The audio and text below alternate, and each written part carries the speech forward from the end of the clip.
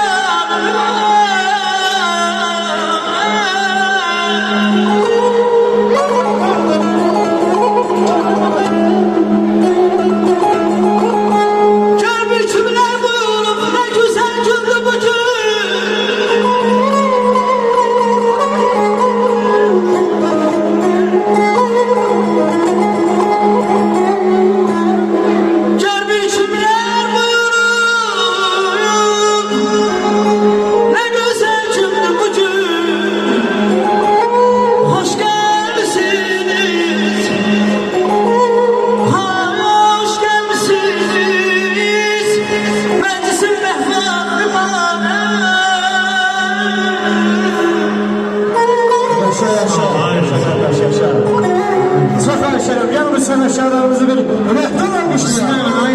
Sağ olun. Teşekkür ederim. Bir məclis sizlərə, bir ali məclis. Ay Nigar xanım, kaman öz yerində, tarez yerində.